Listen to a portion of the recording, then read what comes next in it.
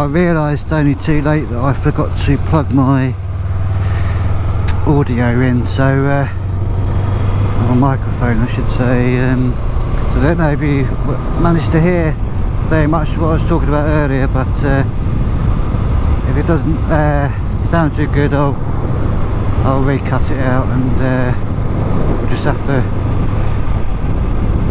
do another video at some point.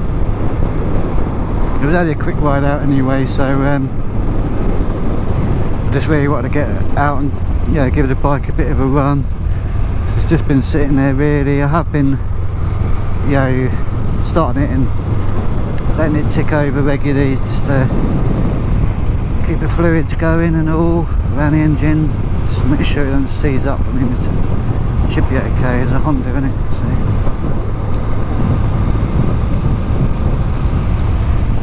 but hopefully you can hear me a bit clearer now.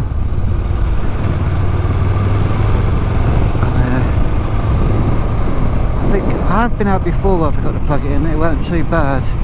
Just depends what the wind's like and where the microphone is really. And I had a bit of an adjustment of it because it seemed to have slipped back behind the cheek piece a bit.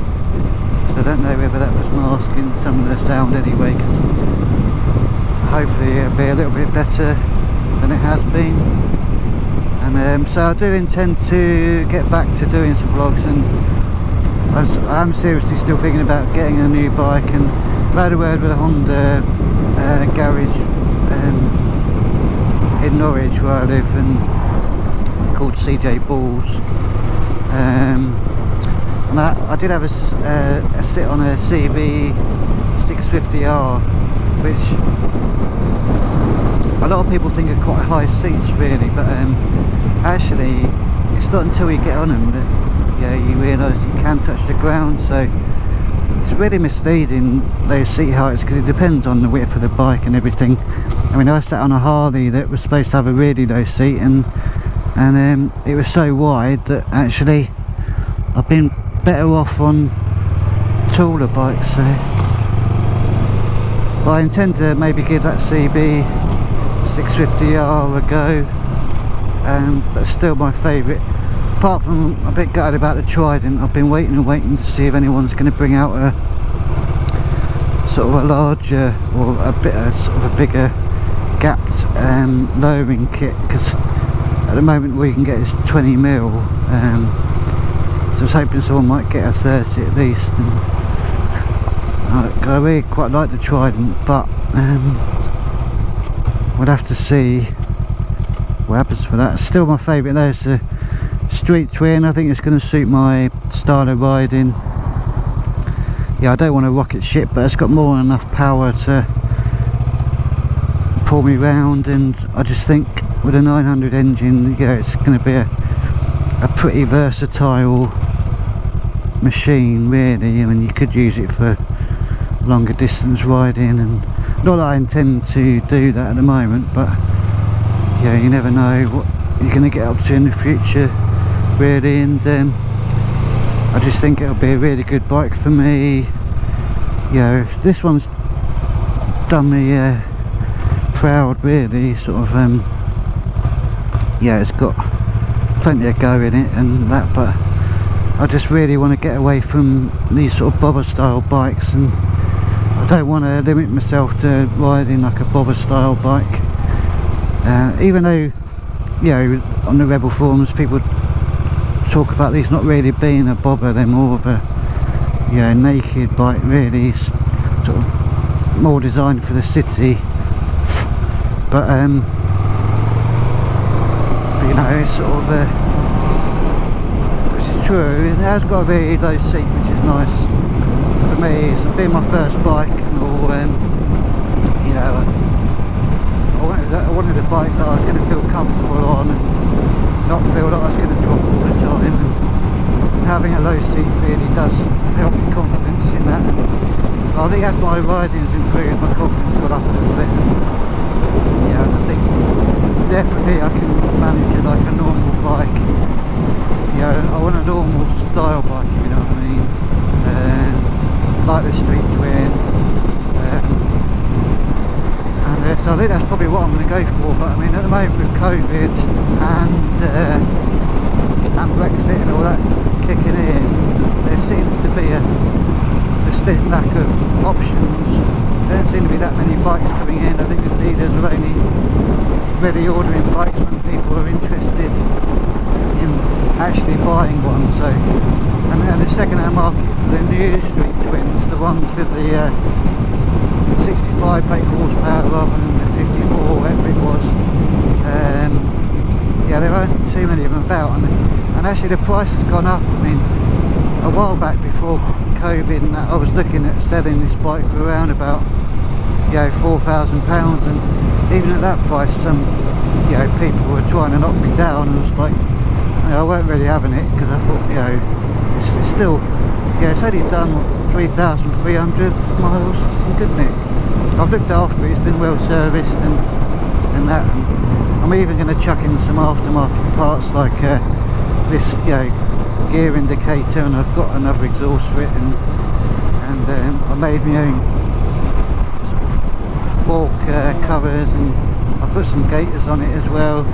So I've done a little bit of work to it, but I mean, you know, I'm not there to go for less than 4, but even looking at these now on eBay and that, you know, they probably jumped 500 quid, so, you know, I reckon I could get a 4.5 for it, and to be fair, that's what I paid for it, so 3 years ago. So it just goes to show how much the price has increased. And back to my original point really of the yeah, the Street Twins. I mean, it was by the time they were about 8 grand, but now they're wanting 8,700 and something like that for one of the nearest Street Twins, and I'm not willing to pay that. I was happy to pay around, you know, 7 trading this in, 7.5 even trading it in, but you know, because I have saved up a bit of money since I bought this anyway, and you know, I'm just going to add that on to, and it's not lost money. I often think it's lost money, but it's not really, because I can always sell the bike later down the line and, you know, recoup some of that cash if I need it. But it's an investment, isn't it? Do you know what I mean? We all enjoy biking. Yeah, it's a lot of money if you buy one for the first time, but once you've got a bike, do you know what I mean, you can add that to you can add it, you know, and trade it in if you want to. Or you lose a little bit on trading, but it saves you the hassle of selling it privately and all that. But you know, so it's never lost money. You can always sell them and get your money back and spend it on a nice sofa or a bed or whatever your wife wants you to buy. So yeah, Street Twins still favourite, so yeah, hopefully I'll get out on the CB650R and see how that goes. I was a little tippy-toe on that, but I can get 1 foot down, no bother. I still might have a go on the Rebel 1100, but as I said, like, yeah, perhaps if they were out when I was buying this, I might have gone for it, but I don't think I'm interested in the 1100, because it's the same bike, it's just got a bit more go in it, and I'm not really that bothered about that. And yeah, definitely the Street Twins still my favourite. And I mean, I'd even go for the Triumph Bobber, I think, over the 1100 of this, just because it looks a lot nicer, in my opinion. But again, they're still holding their money. But other than that, there ain't a lot that I'm sort of interested in really. And I've toyed with the idea of getting an older bike, and then ideally, you know, if I was settled, got my own house and a garage and a bit of space, I'd quite like to get a bike that was built the year I was born, just for, yeah, a novelty factor really, but an old Honda CB 500 or something similar. But I think whilst I've only got enough room for one, it's just a silly idea really. I much prefer having a newer bike that you know it's not going to break down, and you know, it was unlikely to break down, and these Hondas are bulletproof really. I've had nothing go wrong with this so far. I know, you know, it's only done a small amount of mileage, but you know, nothing's really broken. The only thing I have had was the somehow the rear indicator glass fell off when I first got it, but how it fell off I do not know, because it's like a screw goes through the outer casing, then it goes through the orange cover, and then outside the casing again, and there was no sign of any orange plastic in there whatsoever. So I do not know. It was like it had never been there ever. There was no trace of it having fallen off. Yeah, it was like there was never anything on it. So I don't know how the hell it managed to do that, but I have read that that's happened to a lot of people. So there's either a crack in the glass somewhere, but you'd expect some orange plastic to be stuck around a screw. So either it was just on the front, or I can't think of any other option that would have caused that, to be honest. Oh, that's a bit rough there.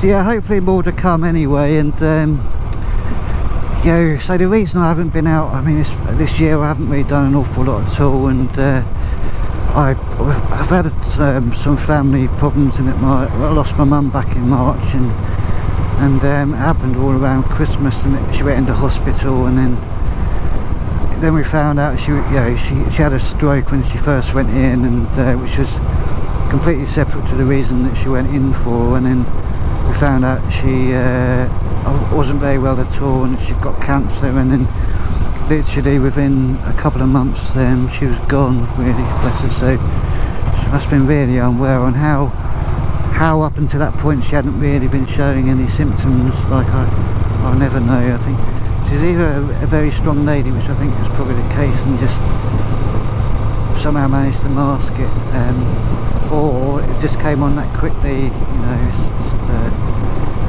It's one of those things. So yeah, this start of the year has been a bit shit, really, and but we're coming out the other side of it, and yeah, it's still a bit strange. I mean, I've been through this before. I lost my dad many years ago when he was quite young, but I was 15 at the time, so I was old enough to understand obviously what was going on, and I've been through this before, but it doesn't make it any easier.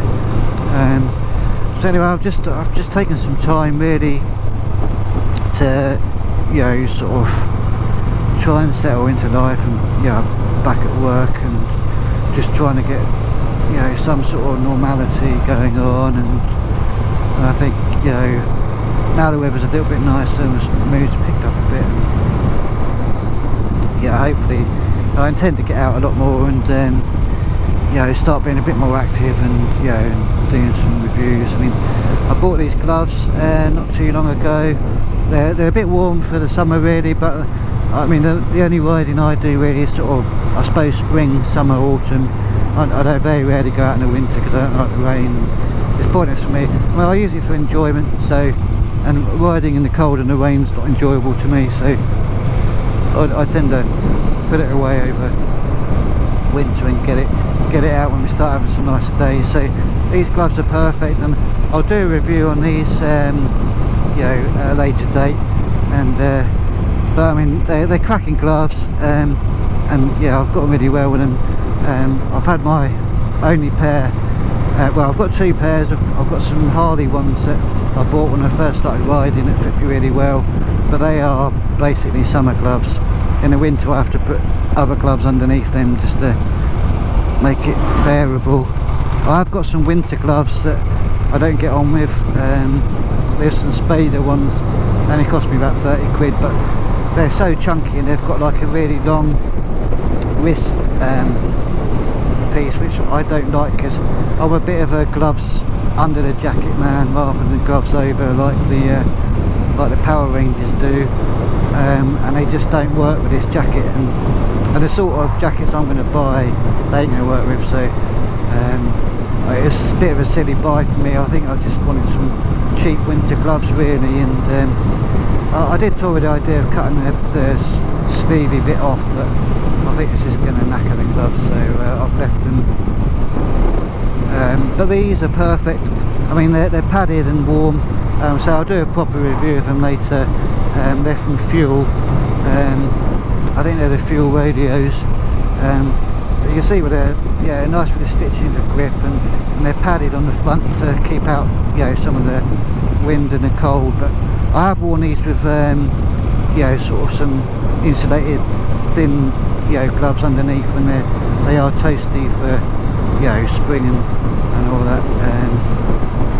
I haven't tried them in the autumn. I only bought them really sort of last couple of months really. So yeah, new gloves. I will be digging my other ones out at some point, but they're not going to last forever. So yeah, basically, you know, saying I intend to get out a little more, and hopefully you'll hear a bit more from me. I'm really pleased though that my subscriptions have been ticking over. I'm on about 400 now, which, considering I don't put, you know, I haven't been putting a lot of huge effort in, and I'm not in a position, because I work full time, I'm not in a position to be getting out all the time, and I work away quite a lot as well. So yeah, I'm often away, you know, best part of the week, and just home for weekends, and really I only managed to get out maybe, you know, once or twice if I, you know, max, and I've got to spend time with my girlfriend, and there's, you know, stuff to do at home and all that as well. So but I've got some holiday coming up, and you know, and various bits and pieces, and I'll bring you out to some of these, you know, bike meets. And again, I plan to go to Two Wheel Tuesday proper when that's when I get out to that. And there's one at the Grange in Ormsby St Margaret, I think it is. Ormsby St Margaret, out near just out case to Great Yarmouth Way, and they have some bands, and there's a smokehouse on site and stuff like that. So I'll get out and do all those things. And I think we've pretty much got a bike night for every night of the week. I think it's A11, which is on the A11 near Attleborough, that's on a Monday. Tuesday's Two Wheel Tuesday. Wednesday I think there's something at Hingham, like the Hingham Social Club, but they have like a little burger van and some coffee and tea. About Thursday is the Grange at Ormsby, and Friday you've already seen me go to Whitwell quite a bit. I mean, that was my local one that I would go to, because my mum used to live in Meatham. So yeah, we're lucky really. Got quite a lot to choose from. You know, you can pick any day that you want to go to a bike meet during the week, and normally there'll be something. I think a lot of people gather around the coast at weekends, so I'll bring you more of those, and hopefully get some decent footage and show you around the different places, and hopefully it'll encourage more people to get out to around Norfolk. And yeah, say that the one at Two Wheel Tuesday, they're pushing 1,000 bikes really on some nights, and that green is covered by bikes, you know, from all over. So it's a really good meet up.